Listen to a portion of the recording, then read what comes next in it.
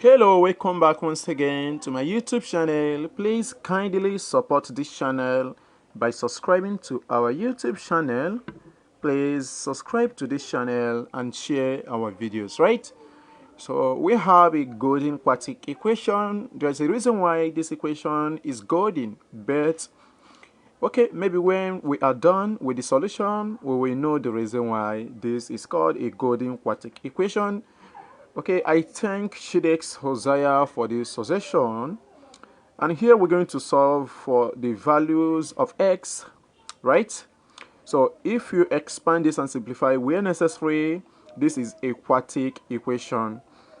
I plotted the graph of this function, y is equal to x raised to the power of 4 plus 1 minus x raised to the power of 4 minus 7.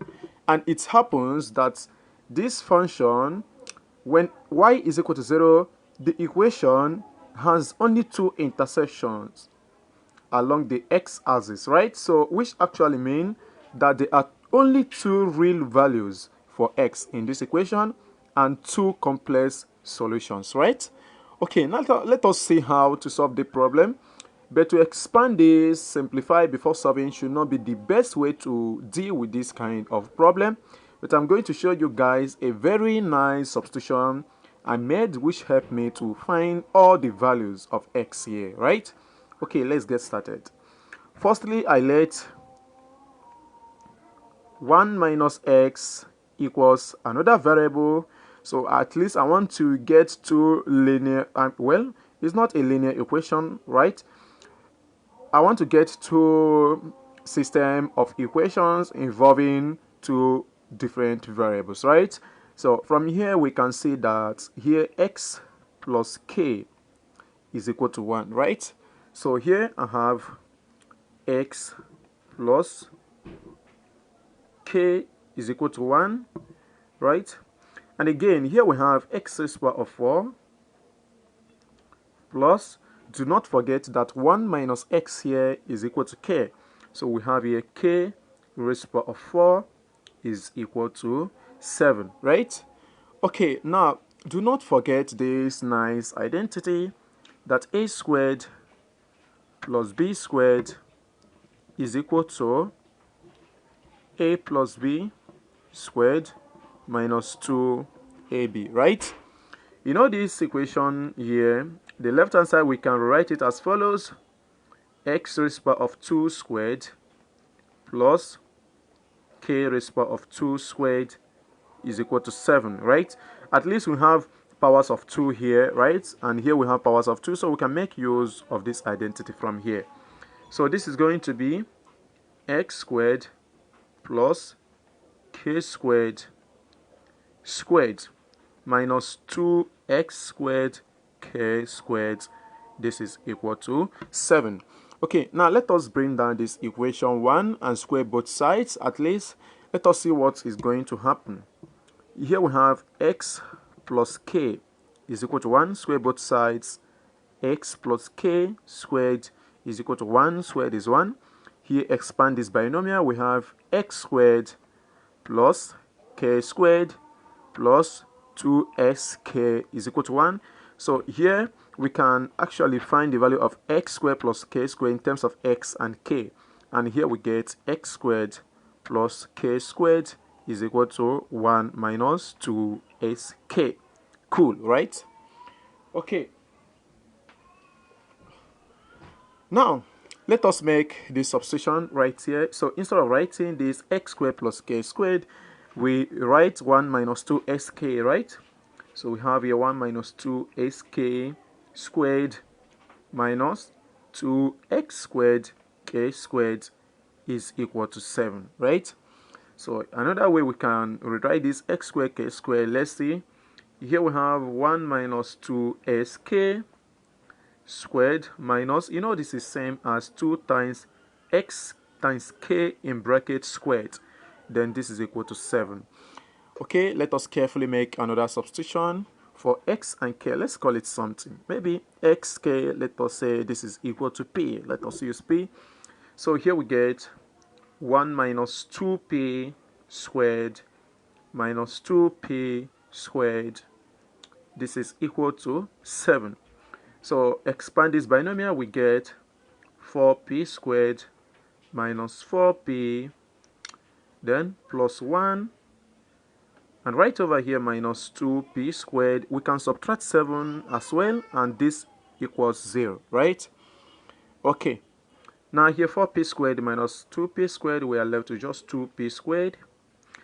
Then here we have minus 4p, and here we have 1 minus 7, that is negative 6. This is equal to 0.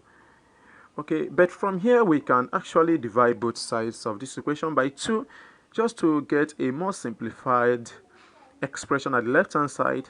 So we have just p squared minus, here we have 2p, then here minus, I think 3, yes, and this is equal to 0, right? Okay, to solve this equation, we can actually make use of the Brahma-Gupta's quadratic formula, or this is, I think this is factorizable. So if you factorize this, I think this will give us p plus 1, right? And then p minus 3 is equal to 0, right? So let's go ahead and find the values of p. Here we have p plus 1 is equal to 0, or p minus 3 is equal to 0.